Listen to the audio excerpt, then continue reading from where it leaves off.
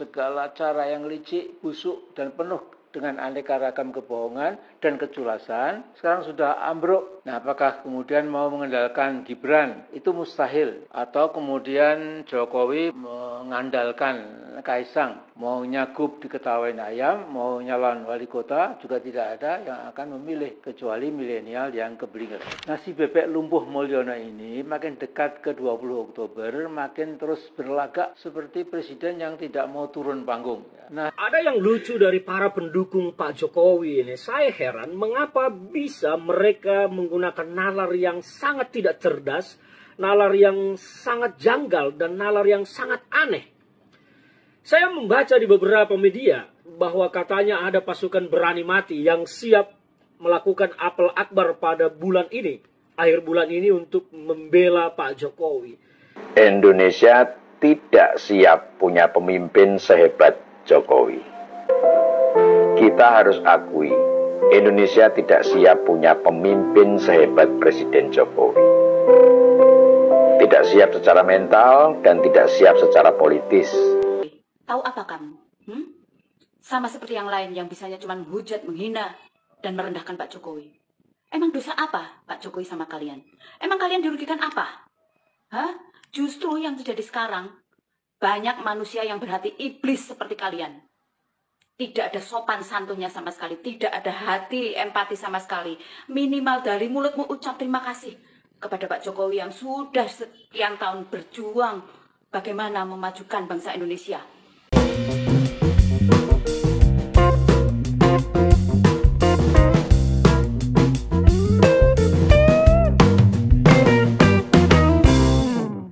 Assalamualaikum warahmatullahi wabarakatuh. Shalom, Om Swastiastu, Namo Buddhaya, salam kebajikan, salam sejahtera bagi kita semua. Kembali lagi dengan saya di sini, Leonardo Sirait, dan juga channel kesayangan kita ini, Sirait Media.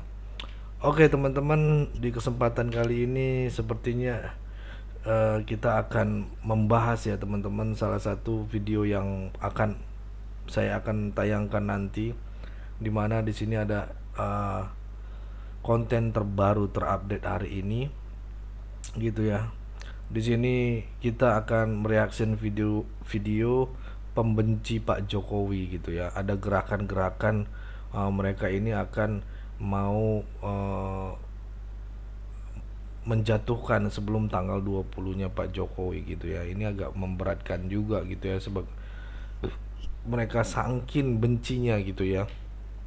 Yaitu salah satunya adalah Mbak Amin Rais yang nggak kapok-kapok ya, ngatain Pak Jokowi itu mulion bebek lah gitu ya, lumpuh katanya lah gitu ya. Terus nggak sadar gitu ya kalau dialah yang lumpuh dan udah tua lagi gitu ya teman-teman. Dan langsung aja kita tonton video berikut ini. Tanggal 22 September besok, jadi 20 hari lagi, direncanakan akan ada apel besar-besaran di Jakarta yang akan diikuti oleh sekitar 20.000 pasukan berani mati. Nah, kata pimpinan pasukan berani mati itu, mereka punya komitmen dalam menjaga Jokowi dan keluarga dari anasir jahat yang ingin menjatuhkan Jokowi dari kekuasaan. Nah, bila benar akan ada 20 ribuan orang dari seluruh Indonesia hadir ke Jakarta, pertanyaan yang segera muncul adalah siapa pendana utama buat perhelatan sebesar itu? Kekuatan rakyat yang meminta supaya Mulyono atau Jokowi sekeluarga segera diperiksa oleh penegak hukum sudah semakin meluas. Mulyono atau Jokowi ini nampaknya sadar bangunan politik yang sudah dia upayakan dengan segala cara yang licik, busuk, dan penuh dengan aneka ragam kebohongan dan keculasan, sekarang sudah ambruk. Nah, apakah kemudian mau mengandalkan Gibran? Itu mustahil. Atau kemudian Jokowi mengandalkan Kaisang, mau nyagup diketawain ayam, mau nyalon wali kota, juga tidak ada yang akan memilih, kecuali milenial yang keblinger. Nah, si Bebek Lumpuh Mulyono ini makin dekat ke 20 Oktober, makin terus berlagak seperti presiden yang tidak mau turun panggung.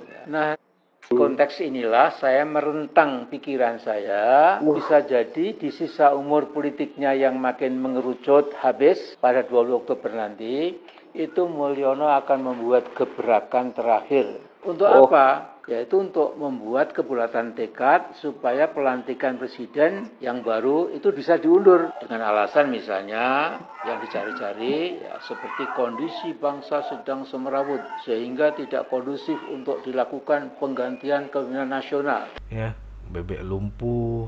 Siapa coba ya? Kayaknya Amin Rais ini gimana ya? Aduh, lucu gitu ya menurut saya ini teman-temannya. Jokowi bukan kader PKI, itu saya iakan. Ya, dia kader PKI. Saya setuju. Tapi si Mulyono ini Jokowi jelas pencinta PKI. Dia saja Kepres nomor 17 tahun 2022 yang berisi permintaan maaf pada PKI. Oleh karena itu, kita semua harus mengawasi kegiatan dan kelakuan Mulyono sekeluarga. Jangan sampai mereka bisa merusak masa depan bangsa. Nah, itu tadi narasinya ya teman-teman. Narasi Simbah ini. Simbah ini dengar-dengar teman-teman mau dikasih nama nasionalis gitu karena dia lahir di 98 peluncuran 98 gitu reformasi gitu ya.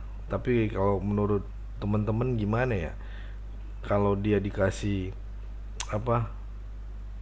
pahlawan reformasi gitu ya?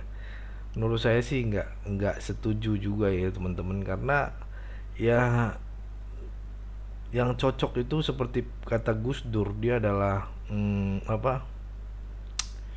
adalah pecundang politik gitu, ataupun dia cocoknya itu hanya gelandangan politik ya. Sorry saya relate gitu ya, saya ulangi gitu. Nah, di situ ya teman-teman, yang menurut saya itu narasinya itu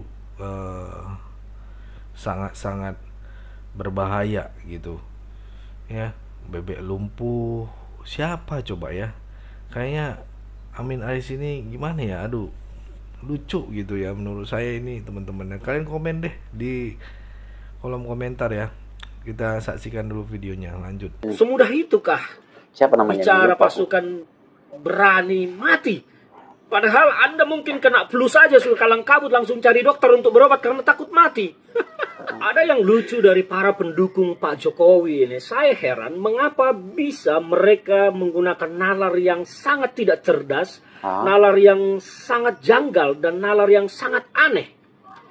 Saya membaca di beberapa media bahwa katanya ada pasukan berani mati yang siap melakukan apel akbar pada bulan ini, akhir bulan ini, untuk membela Pak Jokowi.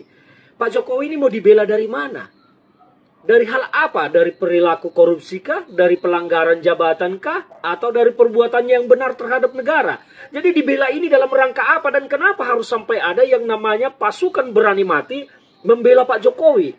Mereka ini makhluk-makhluk dari mana? Saya juga bingung. Apa sebetulnya yang ada dalam pikiran dan hati mereka mendeklarasikan diri untuk apel akbar pasukan berani mati membela Jokowi? Tidak ada di Republik ini yang menyerang Jokowi, menakut-nakuti Jokowi, menyerang Jokowi. Beliau aman, buktinya setiap hari cenganges-cengenges pergi ke sana ke sini di bawah pengawalan pasukan pengamanan presiden, nyaman dan tidak ada yang mengganggu. Kalau yang mau dianggap adalah orang-orang yang kritis dan melakukan kritik terhadap Jokowi dianggap adalah gangguan dan harus dihadapi dengan pasukan berani mati. Waduh, saya pikir ini adalah kelompok-kelompok masyarakat yang harus di-upgrade otaknya. Tapi jelas saya berharap kepada Pak Jokowi untuk bersikap tentang ini. Pak, Bapak jangan bangga kalau ada pasukan-pasukan berani mati yang bela Bapak. Harusnya Bapak malu dengan adanya kebodohan masyarakat seperti itu yang ternyata menurut saya justru Bapak manfaatkan untuk kepentingan politik Bapak. Kasihan negara ini, Pak. Berhentilah melakukan hal-hal seperti itu. Siapapun yang mencoba menggalang kekuatan untuk pasukan berani mati bela Jokowi itu, sampaikan kepada mereka, Pak Jokowi, berhenti. Berhenti dari kedunguan dan kebodohan. Belalah keluargamu, belalah nasibmu, belalah masa depanmu. Tidak perlu membela Pak Jokowi yang sekarang kaya raya, happy-happy, bahagia di atas segala penderitaan masyarakat bangsa ini. Jangan kalian aja yang mau demo, kumpul ramai-ramai untuk lengserkan Pak Jokowi. Emang nggak boleh ya Pak Jokowi turun ke jalan gitu ya? Tidak siap punya pemimpin sehebat Jokowi. Kita harus akui, Indonesia tidak siap punya pemimpin sehebat Presiden Jokowi. Tidak siap secara mental dan tidak siap secara politis. Politisi kita tidak siap, pers kita tidak siap, para aktivis kita tidak siap, bahkan kalangan seniman dan budayawan yang kita anggap berwawasan luas dan punya perspektif kemanusiaan yang jernih juga tidak siap. Politisi kaget dan melihat hadirnya figur Jokowi sebagai fenomena yang langka di dunia perpolitikan di Indonesia. Politik itu kotor, tapi kok ada politisi bersih yang bisa masuk gelanggang. Kalau istilahnya Pak Bambang Pacul, Jokowi ini Korea jenis yang berbeda. Mungkin Korea hibrida. Pers dan media kita tidak siap dan cenderung menjadi kikuk dengan hadirnya pemimpin seperti Pak Jokowi. Kalangan pers yang punya jargon bad news is a good news jadi bingung menjual berita mereka. Nulis soal Jokowi isinya baik semua, padahal berita baik tidak menjual. Lalu bagaimana mau untung? Kalau sudah begitu, mau tidak mau media harus membuat pilihan. Jadi juru berita pesanan atau menyulap berita baik menjadi seburuk-buruknya. Para aktivis juga tidak siap menghadapi pemimpin seperti Pak Jokowi. Aktivis kan tugasnya mengkritisi. Kalau bahan yang dikritisi tidak cukup untuk dikritisi, lah terus mau mengkritisi apanya? Akhirnya jadi sama seperti media. Kalau mau tetap dibilang aktivis, ya melayani jasa kritik dan demo pesanan saja. Ini aktivis apa hiperaktivis sih? Nggak perlu demo kok harus demo. Kalau aktivis jalanan melayani pesanan mungkin masih masuk akal. Lah ini aktivisnya mahasiswa. Mahasiswa itu kan kelompok yang sama-sama kita tahu memiliki kualitas dan latar belakang pendidikan yang lebih baik. Kalau akhirnya melayani pesanan atau yang sering diledek dengan istilah mahasiswa, lah terus ilmiahnya di mana? Seniman dan budayawan kita tidak kalah kalang kabutnya ketemu sosok pemimpin seperti Jokowi. Grup teater yang biasa mengolok-olok pemimpin korup jadi tidak punya bahan untuk dijadikan naskah pertunjukan. Zaman Pak Harto, zaman Pak SBY masih banyak bahan. Lah zaman Pak Jokowi ibarat sumur airnya kosong, tidak bisa ditimba. Pak Jokowi memang jadi sumber paceklik seniman-seniman yang cari makan dengan sindiran-sindiran dan kritikan-kritikan. Ide mereka mampet ketemu presiden sebersih Jokowi. Padahal seniman masih bisa makan dengan membuat atraksi dan menampilkan bakat-bakat yang hebat loh. Tapi maaf, jangan-jangan kebanyakan seniman kita aslinya nggak punya bakat. Lah terus apa bedanya sama aktivis jalanan tadi? Di kalangan budayawan yang seringkali juga disusupi rohaniawan, punya pemimpin seperti Jokowi ini banyak bikin mereka kaget-kagetan. Revolusi mental yang dijalankan Presiden Jokowi seperti mengambil alih sebagian pekerjaan mereka. Meski banyak yang mengklaim revolusi mental tidak berhasil, tapi kenyataannya kita bisa lihat sendiri. Di masyarakat telah terjadi perubahan perilaku dan sikap yang cukup menonjol, dan semua itu mengarah pada aspek mental. Kita lihat bagaimana pembangunan infrastruktur juga berjalan sejajar dengan gaya hidup masyarakat kita. Jalanan tidak sesemrawut zaman dulu. Ya. Para pengguna moda transportasi umum tertib menggunakan fasilitas. Ketaatan membayar pajak juga meningkat. Kepatuhan terhadap peraturan juga semakin baik. Toleransi beragama meningkat. Kecintaan terhadap budaya dan produk lokal juga jauh lebih baik. Terus tidak berhasilnya di sebelah mana? Tanpa sadar, budayawan dan rohaniawan kita mulai kurang kerjaan. Dan harusnya mereka bahagia karena itu. Tapi seperti yang kita lihat belakangan, mereka ikut rame-rame menyudutkan presiden. Apa karena mata pencarian mereka mulai berkurang? Kalau iya kan bisa dibicarakan. Tapi ketidaksiapan itu tidak berlaku bagi rakyat atau kelompok awam yang memang sangat merindukan pemimpin seperti Pak Jokowi. Sejak Pak Jokowi menjabat di tahun 2014 sampai hari ini, kepercayaan, kebanggaan, dan rasa cinta rakyat Indonesia kepada pemerintah, terutama presidennya, sangat tinggi. Rating approval hingga awal tahun ini masih di atas 70%. Ini tidak pernah terjadi pada presiden-presiden sebelumnya. Kalau kita lihat di media, saat kunjungan ke berbagai daerah, kita melihat masyarakat dengan tulus mengekspresikan kecintaannya kepada presiden. Dan fakta itu yang mau disangkali dan digerus oleh kelompok yang ingin merebut estafet kepemimpinan secara paksa. Mereka tidak paham, kepercayaan itu tidak bisa diambil dari rakyat, tapi ditumbuhkan dari kerja keras oleh orang yang akan mendapatkan kepercayaan itu. Dan Presiden Jokowi telah bekerja sangat keras untuk memajukan bangsa ini. Jejak itu jelas tidak akan pernah bisa dihapus, bahkan oleh fitnah yang paling meyakinkan. Apakah Indonesia tidak akan pernah siap untuk menjadi bangsa yang hebat karena dipimpin oleh seorang presiden yang hebat? Semestinya tidak. Kalau kita semua mau mengedepankan kecerdasan dan kejernihan pikir, Indonesia yang dulu bernama Nusantara pernah menjadi bangsa yang besar di mata dunia. Lalu sekarang kita ingin dibangkitkan kembali menjadi jauh lebih besar lagi. Tapi hanya karena segelintir orang yang merasa dirugikan karena kehilangan nafkah dan kekuasaan, lalu menghasut kita untuk melawan kebangkitan itu dan kita mau mengikutnya. Hanya mereka yang tidak peduli pada kedaulatan bangsa dan negara, yang tidak ingin Indonesia menjadi hebat. Hanya mereka yang tidak bisa berbuat sesuka hati, yang tidak siap memiliki pemimpin yang hebat. Dan mereka itu sesungguhnya tidak banyak jumlahnya.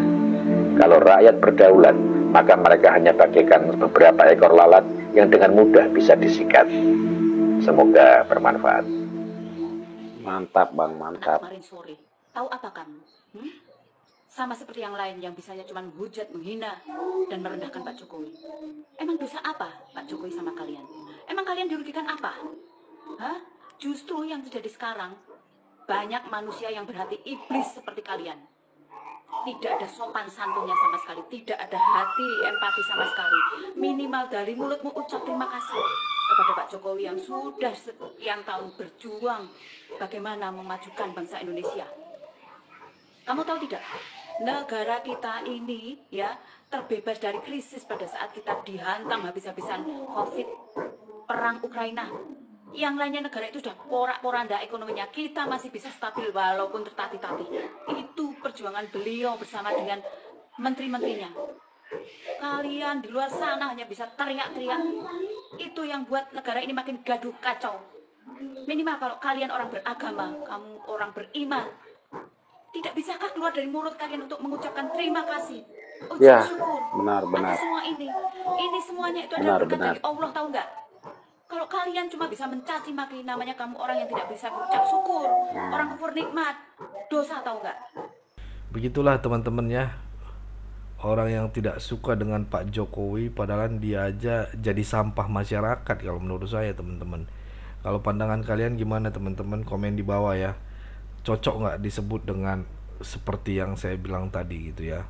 Itu teman-temannya. Oke, mungkin itu aja teman-teman. Segitu dulu video tentang hari ini. Bagikan teman-teman dan tuliskan komentar kalian yang sudah nonton apa yang tadi ditonton, tuliskan komentar kalian. Nah, dan buat teman-teman yang baru ketemu channel ini, tolong bantu klik tombol subscribe karena makin banyak lagi nanti informasi-informasi yang saya akan berikan dan terupdate teman-teman ya. Itu ya teman-teman, dan A1 pastinya. Pesan saya itu teman-teman, saya pokoknya teman-teman jaga persatuan Indonesia, jangan mau dipecah belah, jangan mau diadu domba dengan konten-konten hoax, berita-berita hoax gitu ya, karena NKRI harga mati. Sampai ketemu di video selanjutnya, bye bye.